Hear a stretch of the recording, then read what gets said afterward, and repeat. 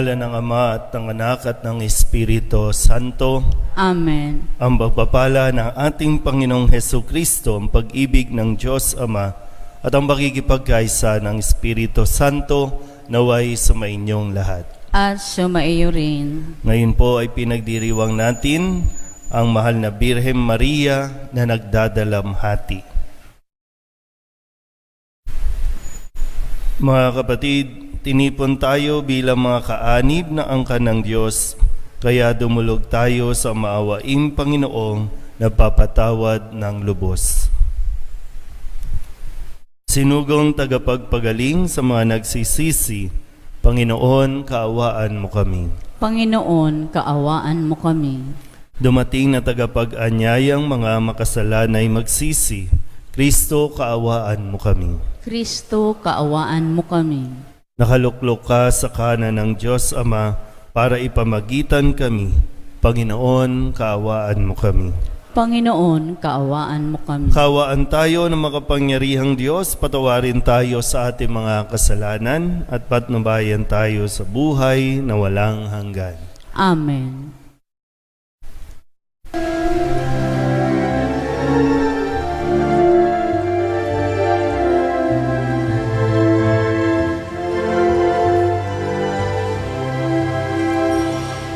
Walhati sa Diyos sa kaitaasan,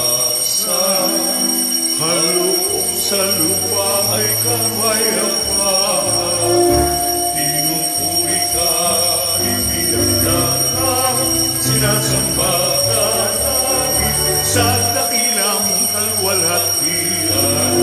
Panginoon namin Diyos sa ng langit, Amang makapangyarihan, Panginoong Jesucristo, anak ng Diyos, Kordero ng Ama. Ikaw na nag-aalis ng mga kasalanan ng sanlibutan. Tanggapin mo ang aming kahilingan. Ikaw na nanunulong sa kanan ng Ama. Maawa ka sa amin. Lamang ang banal, Panginoong Jesucristo, kasama ng Espiritu, sa walhati ng Ama. Amen. Amen.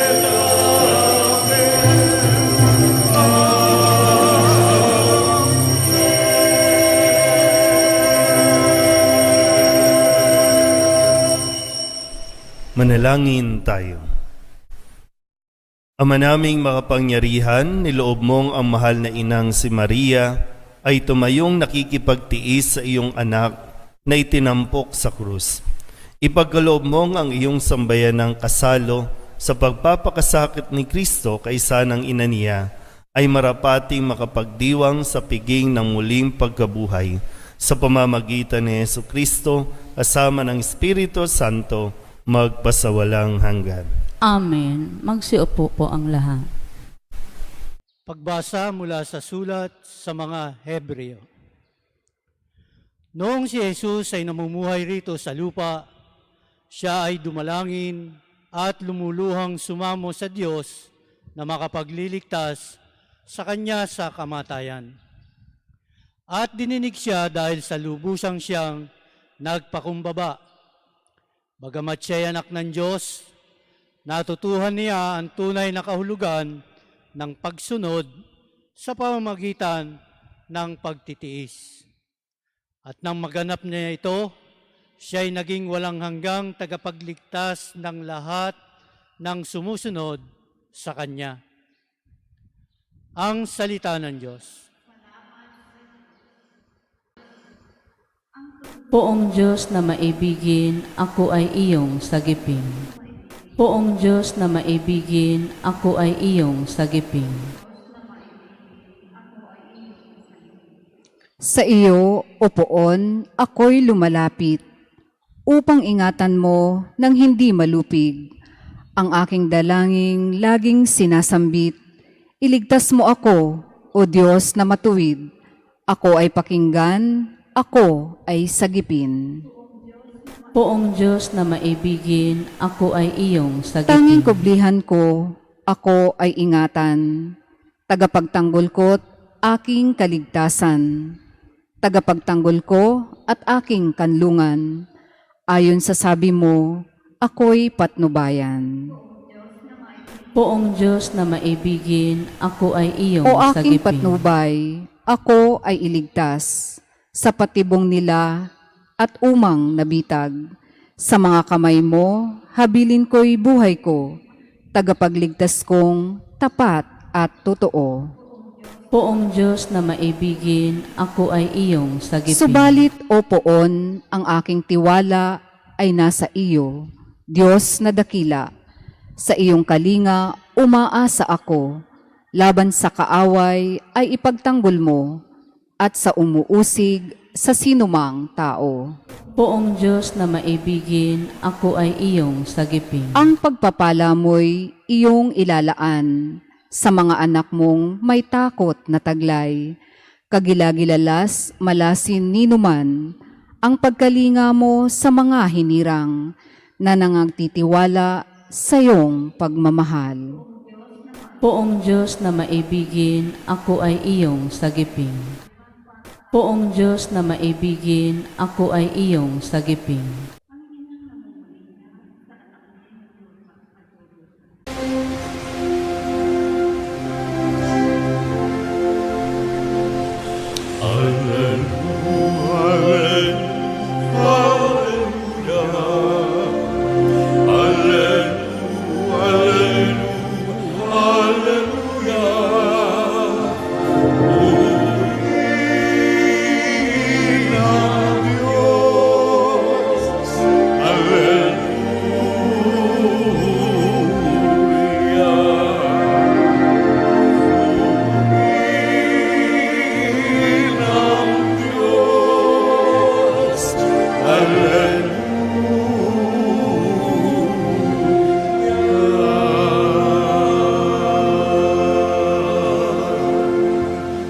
Sumainyo ang Panginoon. At sumaiyo rin. Ang mabuting balita ng Panginoon ayon kay San Juan. Papuri sa iyo, Panginoon. Noong panahong iyon, nakatayo sa tabi ng krus ni Jesus ang kanyang ina at ang kapatid na babae nitong si Maria na asawa ni Cleopas. Naroon din si Maria Magdalena. Nang makita ni Jesus ang kanyang ina at ang minamahal niyang alagad sa tabi nito, kanyang sinabi, "Ginang, narito ang iyong anak." At sinabi sa alagad, "Narito ang iyong ina." Mula noon, siya'y pinatira ng alagad na ito sa kanyang bahay. Ang mabuting balita ng Panginoon. Pinupuri ka namin, Panginoong Hesukristo. Magsiupo na po ang lahat. Isang magandang araw po sa inyong lahat. Ngayon po ay pinagdiriwang natin ang kapistahan ni Maria na nagdadalamhati. Ito yung pagkakataon o isa sa mga pagkakataon na talagang labis na pagdadalamhati ang kanyang nararamdaman sa mga panahong ito. Itong ebanghelyong ito at itong mga pangungusap na ito ang isa sa akin pong naging gabay o pinagninilayan at patuloy na pinagninilayan kung bakit nga ba ako naririto. At naniniwala rin naman ako na sa tulong ni Maria, ang ina ng Nazareno, magiging okay din po ang lahat. At magampanan ko nawa ang misyon na iniatang sa akin. At nawa po sa tagpong ito, si Maria ay nakikidalamhati sa kalagayan ng kanyang anak. Kung ano yung sakit na nararamdaman ni Jesus habang siya ay nandoon nakapako sa krus, nararamdaman ni Maria. Kung ano yung paghihirap ni Jesus nararamdaman din yung paghihirap ni Maria. Pero yung bang punto na may mga pagkakataon na wala siyang, ang isang ina, no? Wala siyang magagawa. At wala siyang ibang dapat gawin, kundi ang makidalamhati. Kasi nga, may kanya-kanyang misyon, may kanya-kanya, naniniwala siya na dapat tapusin ni Jesus ang misyon niya. Hindi niya pwedeng hadlangan, hindi niya pwedeng akuin, no? Na minsan, 'di ba, mga nanay, pwede bang ako na lang? No? Ako na lang ang magutom, ako na lang masaktan, ako na lang, no? Ganun ang isang ina eh. Pero dito pinapaunawa na hindi mo kinakailangan nakuin. Kasi sa tutuusin, sa umpisa pa lang, mayroong sariling misyon na ibinigay ang Diyos kay Maria. At nagampanan niya ni Maria. Ngayon, kailangan matapos ni Jesus, kailangan niyang gawin ang kanyang misyon.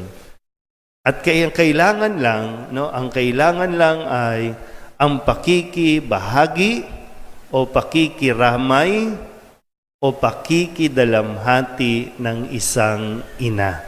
Sapat na yon para kay Jesus. Biruin mo, 'di ba? Hirap na hirap, no? Isipin niyo, yan ang itsura, no? Nakapako sa krus. Pero habang nandiyan, ang iniisip pa rin niya ay hindi lang kapakanan ng kanyang ina. Siguro, alam ni Jesus matatag itong si Maria. Alam niya, malakas itong si Maria. Kaya nga, hindi lang si Maria ang ibinilin. Ang ibinilin ay ang alagad. Oh, ina, ikaw nang bahala dyan. Diba? Ano na? Anong gagawin natin? Kadalasan, mahal na ina, himala naman, himala. Baka pwedeng yung paanyaya, tanggapin natin. Kung may sakit ka, di may sakit. Yan ay isang pakikibahagi natin, no, sa paghihirap ni Jesus. Kung wala kang pera, di walang pera. May problema, di may problema. Matatapos din naman yan. Pero yung kung lagi tayong parang himala, no? Ang paanyaya, makibahagi. Kung may sakit ang anak mo, di umiyak ka. Makihapis ka. Mahirap yung gusto nating kontrolin ang lahat ng bagay. Na pag gusto mo, yun ang mangyari.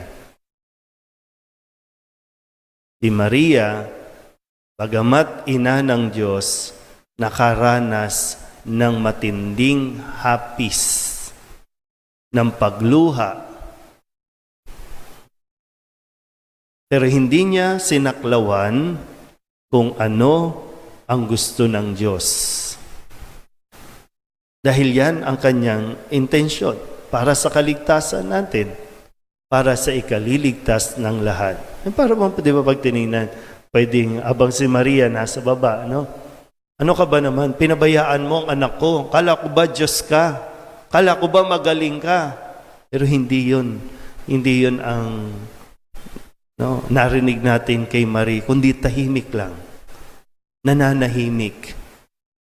Kaya nga di ba solitude. Nananahimik. Kasi wala namang magagawa yung pag-iingay, walang magagawa yung pagwawala. Ang kailangan ay manahimik. And sabi nga, it's okay not to be okay. It's okay na umiyak. It's okay na, di ba? Kasi tao lang din tayo. At ang kailangan natin ay suporta, tulong para makaya natin ang mga pagsubok na para sa atin. Kaya nga, ginang, narito ang iyong anak. Anak, narito ang iyong ina. Magsuportahan, magtulungan. Kaya nga sa mga pagkakataon na tayo po ay sumusuko sa isa't isa, Pwede naman tayo ulit, no? Pasaklolo sa mahal na Birhen. Nandiyan dyan siya lagi, no? Tandaan mo po, no? Inihabilin tayo ni Kristo sa kanyang ina. At inihabilin sa atin ang kanyang ina. Kung tayo man bilang anak, nagkukulang sa kanyang ina, pero tandaan mo, ang isang ina hindi nagkukulang at magkukulang sa pag-antabay sa atin. Amen?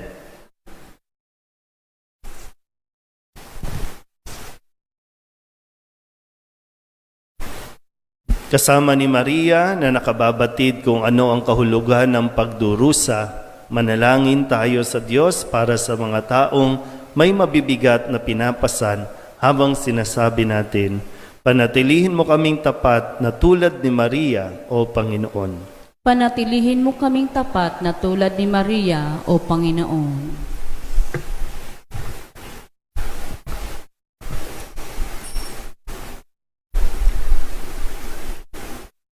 Ang mga nabibigatan dahil sa dalamhati at mga pagsubok, naway makatagpo ng kapayapaan at ginhawa ng loob habang pinagninilayan ang mga pighati ni Maria.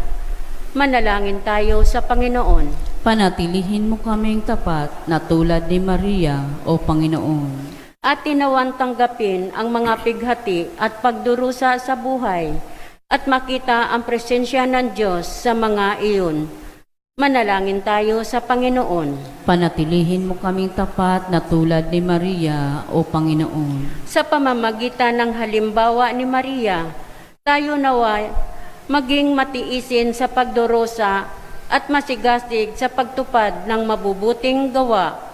Manalangin tayo sa Panginoon. Panatilihin mo kaming tapat na tulad ni Maria, O Panginoon. Sa gitna ng mga kahirapan at pagsubok sa atin pang-araw-araw na buhay, matuklasan nawa natin ang tunay na kahulugan ng buhay Kristiyano. Manalangin tayo sa Panginoon. Panatilihin mo kaming tapat na tulad ni Maria, O Panginoon.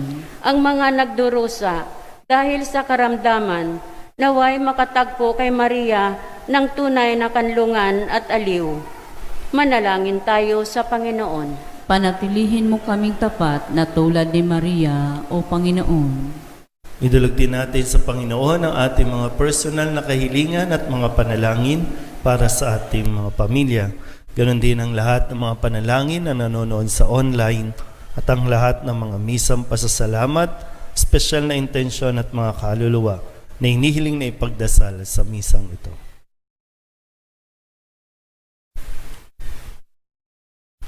Ang lahat ng ito inihiling namin sa ngalan ni Kristo, ang aming Panginoon.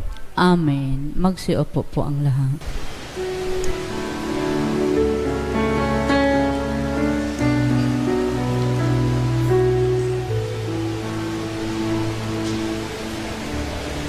Alay namin,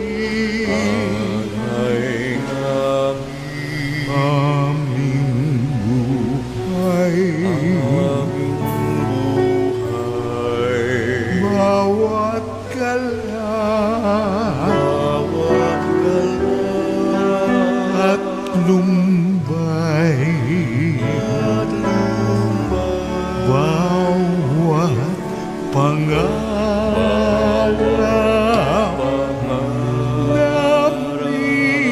taglay sa palad mo ilalagay. Manalangin kayo mga kapatid upang paghahain natin ay kalugdan ng Diyos samang makapangyarihan. Tanggapin nawa ng Panginoon itong paghahain sa iyong mga kamay, sa kapurihan niya at karangalan sa ating kapakinabangan, at sa buong sambayanan niyang banal. Ama naming lumikha, tanggapin mo ang aming mga panalangin at mga alay para sambahin ang ngalan mo sa aming paghahain ngayong aming ginugunita ang birheng mahal na niloob mong maging ina naming maaasahan sa kanyang pagtayo sa paanan ng krus ni Jesus. Iniluluhog namin ito sa pamamagitan ni Jesu Kristo kasama ng Espiritu Santo magpasawalang hanggan. Amen. Sumainyo ang Panginoon. At sumaiyo rin. Itaas sa Diyos ang inyong puso at diwa. Itinaas na namin sa Panginoon. Pasalamatan natin ang Panginoong ating Diyos. Marapat na siya ay pasalamatan. Ama naming makapangyarihan, tunay ngang marapat na ikaw ay aming pasalamatan. Bukod mong pinagpalang maging ina ni Jesu Kristo, ang mahal na birheng nagpupuri at nagagalak sa iyo. Ikaw ang gumawa ng tanang dakilang bagay. Ikaw ang lumilingap sa lahat kailanman. Nilingap mo ang mahal na birhen bilang iyong abang alipin na iyong binigyan ng tungkuling kumalinga sa anak mong manunubos namin. Kaya kaysa ng mga anghel na nagsisiawin ng papuri sa iyo, nang walang humpay sa kalangitan, kami nagbubunyi sa iyong Santo, Santo, Santo, Panginoong Diyos ng mga hukbo, napupuno ang langit at lupa ng kadakilaan mo. Hosana, Hosana sa kahitaasan, sa kahitaasan.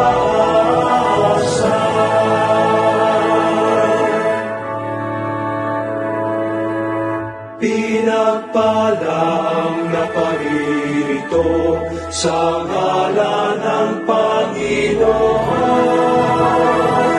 Hosana, Hosana sa kahitaasan, sa kahitaasan, sa kahitaasan.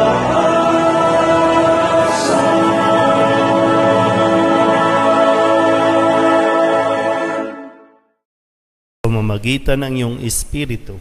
Gawin mong banal ang kaloob na ito upang para sa aming maging katawan at dugo ng aming Panginoong Hesu Kristo. Bago niya pinigtis ang kusang loob na maging handog, hinawakan niya ang tinapay, pinasalamatan kaniya, pinaghati-hati ni iyon, iniabot sa kanyang mga alagad at sinabi, "Tanggapin ninyong lahat ito at kanin, ito ang aking katawan na ihahandog para sa inyo."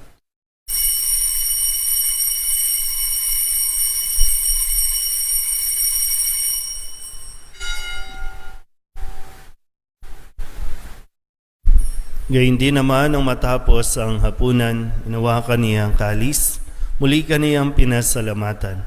Inabot niya ang kalis sa kanyang mga alagad at sinabi, "Tanggapin ninyong lahat ito at inumin. Ito ang kalis ng aking dugo, ng bago at walang hanggang tipan. Ang aking dugo na ibubuhos para sa inyo at para sa lahat sa pagpapatawad ng mga kasalanan. Gawin ninyo ito sa pag-alaala sa akin."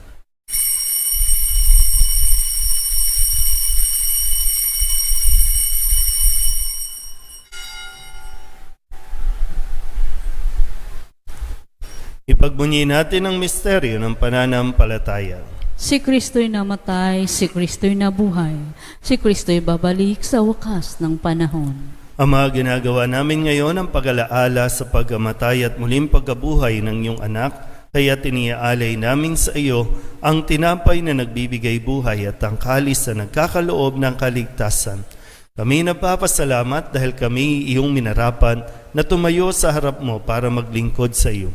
Isinasamo namin kami magsasalo-salo sa katawan at dugo ni Kristo ay mabuklod sa pagkakaisa sa pamamagitan ng Espiritu Santo.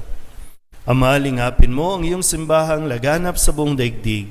Puspusin mo kami sa pag-ibig kaysa ni Francisco na aming Papa at ni Jose na aming Obispo at ng Tanang Kaparian. Alalahanin mo rin ang mga kapatid naming nahimlay na may pag-asang sila'y muling mabubuhay, gayon din ang lahat ng mga pumanaw. Kawaan mo sila at patuloyin sa iyong kaliwanagan. Kawaan mo at pagintapating kaming lahat na makasalo sa iyong buhay na walang wakas. Kaysa ng mahal na Birhen Maria na ina ng Diyos, ng kabiyak ng puso niyang San Jose. ay sana mga apostol at ng lahat ng mga banal na namuhay dito sa daigdig ng kalugod-lugod sa iyo, may pagdiwang nawa namin ang pagpupuri sa ikararangal mo sa pamamagitan ng iyong anak na aming Panginoong Heso Kristo. Sa pamamagitan ni Kristo, kasama niya at sa Kanya, ang lahat ng parangal at papuri ay sa iyo, Diyos amang makapangyarihan, kasama ng Espiritu Santo, magpasawalang hanggan.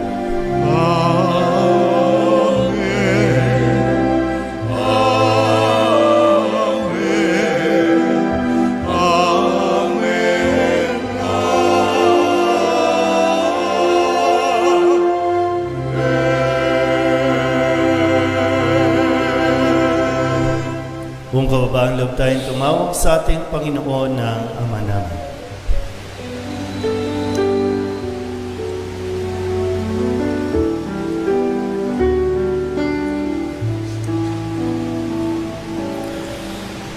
Ama namin, sumasalangit ka, sambahin ang ngalan mo, mapasa amin ang kaharian mo, sundin ang loob mo, dito sa lupa para lang sa langit. Bigyan mo po kami ngayon ng aming kakanin sa araw-araw, at patawarin mo kami sa aming mga sala, para ng pagpapatawad namin sa nagkakasala sa amin, at huwag mo kaming ipagdulot sa tukso, at iadya mo kami sa lahat ng masama. Hinihiling namin kami iadya sa lahat ng masama, pagkalooban ng kapayapaan araw-araw, iligtas sa kasalanan at ilayo sa lahat ng kapahamakan, samantalang aming pinananabikan ang dakilang araw ng pagpapahayag ng tagapagligtas naming sa Heso Kristo. Sapagkat iyo ang kaharian at ang kapangyarihan at ang kapurihan magpakailanman. Amen. Panginoong Heso Kristo, sinabi mo sa iyong mga apostol, kapayapaan ang iniiwan ko sa inyo, aking kapayapaan ang binibigay ko sa inyo. Tunghayan mo ang aming pananampalataya at huwag ang aming mga pagkakasala. Pagkalooban mo kami ng kapayapaan at pagkakaisa ayon sa iyong kalooban, kasama ng Espiritu Santo, magpasawalang hanggan. Amen. Ang kapayapaan ng Panginoon ay laging sumainyo. At sumaiyo rin. Magbigayan po tayo ng kapayapaan sa isa't isa. Kordero ng Diyos na nag-alis na mga kasalanan ng sanlibutan, maawa ka sa amin. Kordero ng Diyos na nag-alis na mga kasalanan ng sanlibutan, maawa ka sa amin. Kordero ng Diyos na nag-alis na mga kasalanan ng sanlibutan, ipagkaloob mo sa amin ang kapayapaan. Ito ang kordero ng Diyos. Ito ang nag-aalis ng kasalanan ng sanlibutan. Mapalad ang mga inaanyayahan sa kanyang piging. Panginoon, hindi ako karapat-dapat na magpatuloy sa iyo, ngunit sa isang salita mo lamang ay gagaling na ako. Katawan ni Kristo. Amen.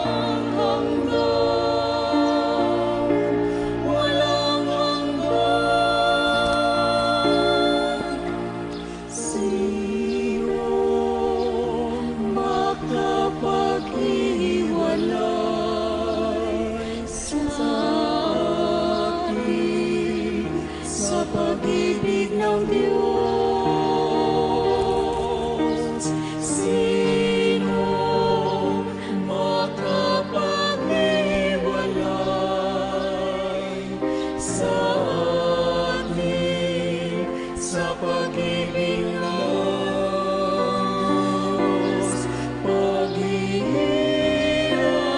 makabigabigan, pag-uusig, gutom o tapat,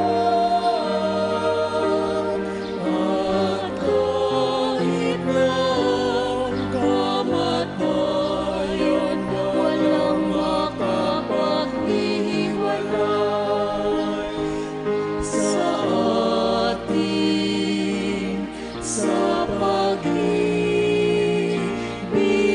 ng Diyos.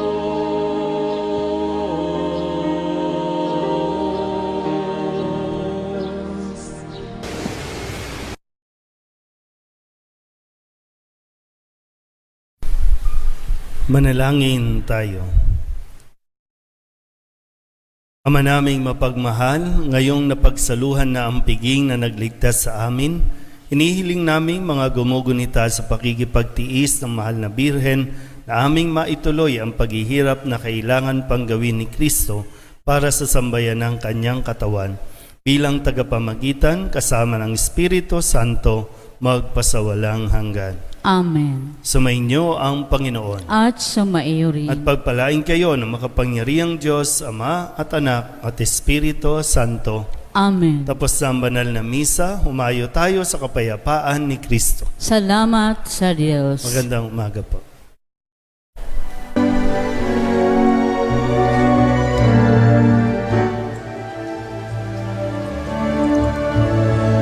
Mayon at ibaya, kanyang pagkaingatan, sa buhay mag-ibig at katanungan, tanda ng kanyang kaharian.